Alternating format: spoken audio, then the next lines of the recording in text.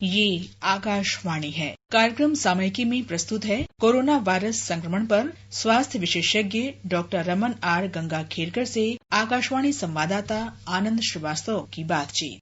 Doctor Raman, सबसे पहले यही समझने की कोशिश करेंगे कि देश में एक और लॉकडाउन की शुरुआत हो रही है। कई सारी बंदिशों में ढील दी जा रही है। लोग ज्यादा तादाद में आ रहे हैं बाहर। आईसीएमआर ने टेस्ट की संख्या बढ़ा दी है। आगे की क्या प्लानिंग है? आगे की प्लानिंग के अभी भी कोरोना वायरस तो गया नहीं है। अभी भी उसका खतरा उतना ही मंडरा रहा है। हमको इस चीज का ध्यान रखना चाहिए कि ढील दे गई इसका मायना हमको जो एहतियात बरतना है उसमें कमी करने की ढील नहीं दी गई है। हर इंसान ने ये सोचना है कि आपको मास्क पहन के बाहर निकलना पड़ेगा, 2 गज की दूरी रखना पड़ेगा। अपने सेहत का ख्याल रखने के लिए हाथ साफ करते रहना है। जब भी कभी हमको ये ऐसे लगा कि मैंने कहीं हाथ लगाया है तो उसको साफ रखना ये बहुत जरूरी रहेगा। ये कभी समझना नहीं है कि ये ढील दे गई है। ये ढील इसलिए दी गई है कि शायद हमने ऐसे सोचना है कि शायद सरकार को आज ये लग रहा है कि हमारे लोग सीख गए होंगे ये कोरोना से बचना जो उनके खुद के हाथ में है। अगर वो बचना सीख गए हैं तो उनको ढील देने में कोई हर्ज नहीं, लेकिन उसको पालना ये हमारा कर्तव्य होता है। बिल्कुल। डॉक्टर रमन, जिस तरह से पिछले कुछ दिनों से भारत में कोरोना संक्रमितों की संख्या में लगातार इजाफा देखने को मिल रहा है, बहुत सारे श्रोताओं के मन में ये सवाल है कि लॉकडाउन के बाद इतनी बड़ी तादाद में कैसे संक्रमित आ रहे हैं।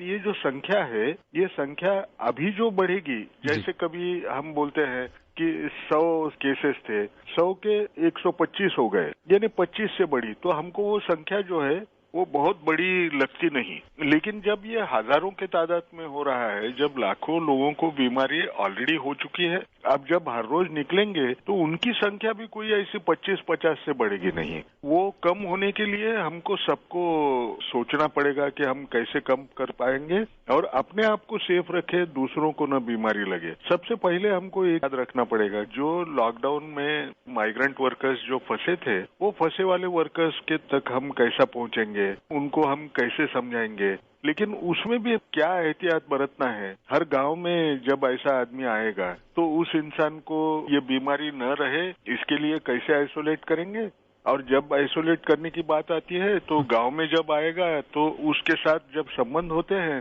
जब हम मास्क और सेफ डिस्टेंस पालेंगे क्या नहीं, इसका हमने प्रचार करना है और पालन करना है। ये अगर कर पाए तो ये संख्या की तरफ मत देखो। ये संख्या जो है ये हजारों के तादाद में बढ़ती हुए नजर आएगी। ये तो पूरे देश में जब फैल चुकी है तो उस किस्म से थोड़ी मूवमेंट हमको दिखाई देना, ये तो हमने समझ के रहना है। डॉक्टर रमन, और बंदिशें खुल जाएंगी, लोग सड़कों पर ज्यादा निकलेंगे, आप क्या बताएंगे? जो मास्क पहनना है, 2 गज की दूरी है, इसके अलावा और क्या एहतियात बरतने की आप सलाह देंगे?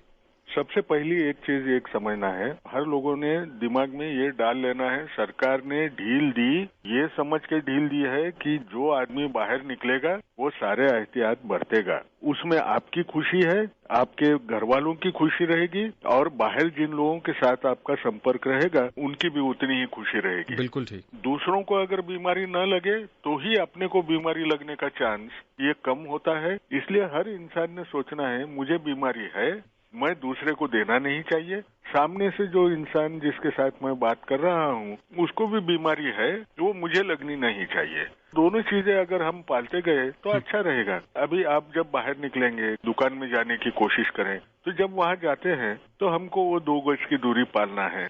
आज जो हम फ्रंटलाइन वर्कर्स जो बोल रहे हैं ना कि डॉक्टर्स फ्रंटलाइन वर्कर्स है, आज आपका भविष्य आपके हाथ में आ रहा है। आज आपको ये समझना है कि आप ही खुद फ्रंटलाइन वर्कर्स हैं जो दूसरों को बीमारी नहीं देंगे और दूसरों से अपने को भी लगने नहीं देंगे। हमको अस्पताल जाने की नौबत आना नहीं है, क्योंकि अस्पताल में जब आप जाते हैं वो तो डॉक्टर आखिरी लड़ाई कर रहा होता है, लेकिन हमको वहां तक अगर रुकावट करना है जाने में तो आपके हाथ में जो चीज है वो पूरी हमने करने की कोशिश करना है। और घर में जो बूढ़े लोग हैं जिनको डायबिटीज है, ब्लड प्रेशर है, उन लोगों से तो ये सावधानी बरतना बहुत जरूरी है। उनसे ज्यादा मिलने की कोशिश नहीं करना है। ये अगर हम थोड़े दिन भी कर पाए तो मुझे पूरी आशा है कि एक दिन फिर पहले के वैसे आएंगे कि जब हम सब लोग जैसे पहले जिंदगी निकालते थे उस ढंग की जिंदगी निकाल लेंगे। हम सब मिलके वही सपना सोचना है। आज थोड़ा जो तकलीफ होगी उसको सहन करना है। डॉक्टर रमन, मार्केट में इस समय बहुत सारे कोरोना से बचाव के प्रोडक्ट्स आ चुके हैं। ग्लव्स की बात करें, मास्क की बात करें, इसके अलावा जो है फेस शील्ड आ गया है, हेड गियर आ गया है, पैरों में पहनने के लिए चीजें आ गई हैं। एक साधारण आदमी जो घर से निकलता है ऑफिस जाने के लिए या बाजार से सामान खरीदने के लिए, उसको इनमें से क्या क्या प्रयोग करना चाहिए? आम आदमी को कुछ ज्यादा करने की जरूरत नहीं है। पहले से जो बोलते आ रहे हैं उसने वो मास्क चेहरे के ऊपर वो हैंडकरचीफ लगाए या मास्क पहने। जहां भी कहीं दूसरी जगह पे हाथ लगता है, जिस जगह पे और लोगों का भी हाथ लगा होगा, तो नाक और मुंह को हाथ लगाना नहीं है। वो हाथ धोए तक हमको उसकी सावधानी बरतना है कि वो नाक और मुंह को ना लगाए। कभी भी रास्ते पे थूकना नहीं है, जिसको काफी राज्यों के अंदर उसके ऊपर सजा भी दी जा रही है। जुर्माना लगाया जा रहा है। हाँ, वो थूकना बहुत गलत बात है। मुझे अगर कोई भी बीमारी हो, यानी सर्दी जुकाम भी हो गया हो या बुखार हो, तो मैंने तो ये बार बार देखना है कि जहां तक हो सके बाहर निकलने का मैंने टालना है, क्योंकि मैं बीमार हूँ। मैंने ऐसे समझना है कि ये बीमारी शायद कोविड-19 ही होगी, और वो दूसरों को अगर फैलना नहीं है तो मैं घर के बाहर न निकलूं, और घर के अंदर जब रहूंगा तो मैं मास्क का इस्तेमाल करूंगा, और जहां तक हो सके सेफ डिस्टेंस रखने की कोशिश करूंगा। लोग जो समझ रहे हैं कि पैरों के अंदर कुछ प्लास्टिक का डाल के जाए, तो गलत बात है। वो तो विषाणु पैरों के अंदर से तो आता नहीं, तो मैंने ये क्यों करना है? जो चीजें हैं, अपना मुंह नाक इसको सुरक्षित रखना है। अपने हाथों को सिखाना है कि वो हाथ मुंह और नाक को ना लगे, और जितना हो सके वो मास्क पहनते ही रहना है और सेफ डिस्टेंस रखना है। इसमें कोई बहुत बड़ी बात तो है नहीं है। डॉक्टर रमन, वैक्सीन की क्या स्थिति है और ये कितने प्रतिशत कारगर हो सकती है? एक चीज हमको ये समझना है, ये जो वैक्सीन होती है ना, ये विषाणु या तो खत्म हुए वाला विषाणु जिसको हम मार डालते हैं वो विषाणु दे के बनती है, या तो विषाणु के कुछ ऐसे टुकड़े जिनकी वजह से हमारे शरीर को तकलीफ होती है और वो बीमारी के लक्षण दिखाई देते हैं, वो टुकड़ों को देके हम वैक्सीन बनाते हैं। या तो खुद वो वायरस में के रहे, या तो वो बाहर लेबोरेटरी में बनाए वाले रहते हैं, जिसको हम रिकॉम्बिनेंट प्रोटीन्स बोलते हैं।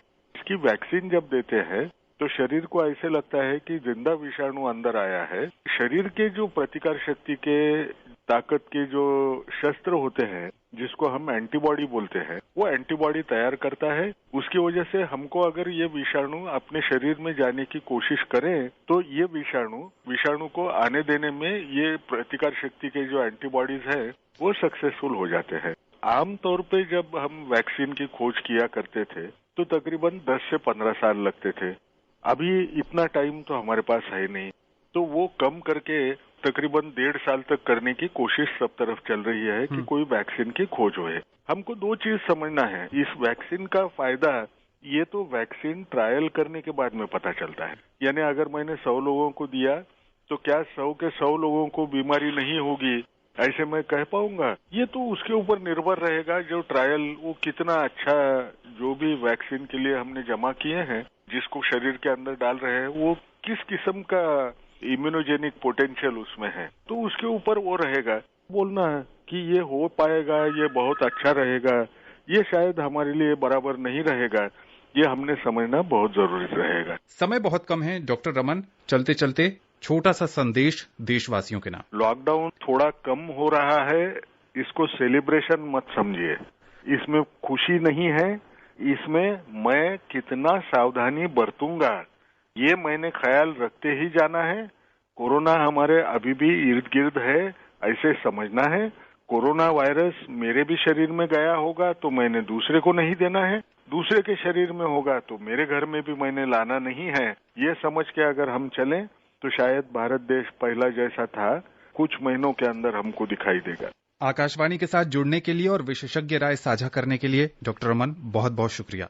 अभी आप सुन रहे थे कोरोना वायरस संक्रमण पर स्वास्थ्य विशेषज्ञ डॉक्टर रमन आर गंगाखेड़कर से आकाशवाणी संवाददाता आनंद श्रीवास्तव की बातचीत। ये कार्यक्रम आकाशवाणी के समाचार सेवा प्रभाग द्वारा प्रस्तुत किया गया। इसे आप हमारे mobile app news on AIR पर भी सुन सकते हैं। इस कार्यक्रम के संबंध में अपनी प्रतिक्रिया आप हमें ईमेल कर सकते हैं। पता है AIRNSTtalks@gmail.com। ये कार्यक्रम फिर से सुनने के लिए लॉग ऑन करें हमारे वेबसाइट newsonair.com।